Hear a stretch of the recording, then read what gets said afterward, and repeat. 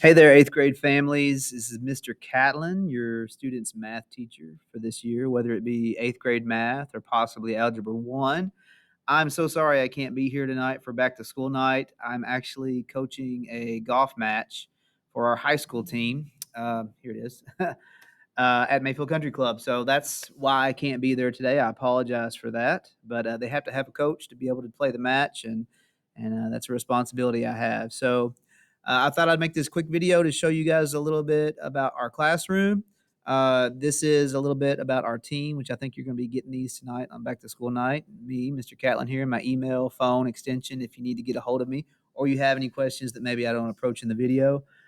Just some frequently asked questions from past back to school nights because this is my 16th year teaching.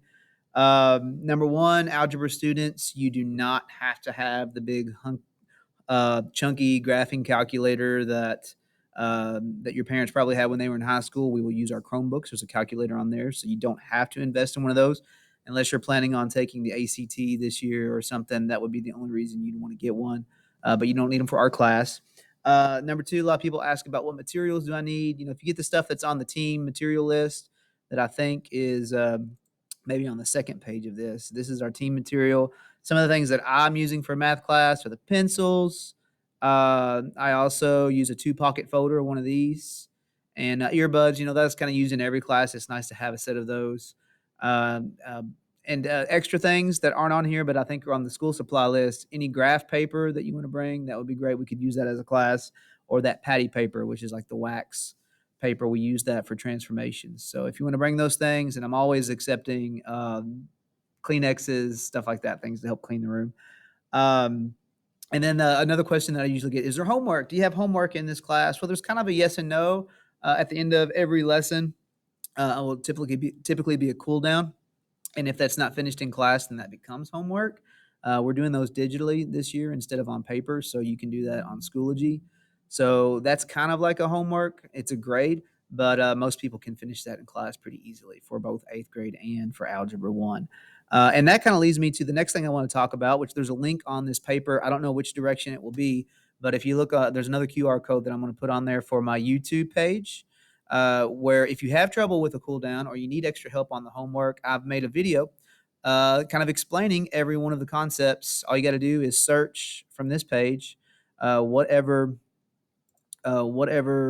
homework that you're looking for. If it's Algebra 1 or whether it's eighth grade math, you can type in the unit number and the lesson. Like this is Unit 5, chapter or lesson 16, and you can find whatever cool down you're looking for. And there's a video of me explaining it for you.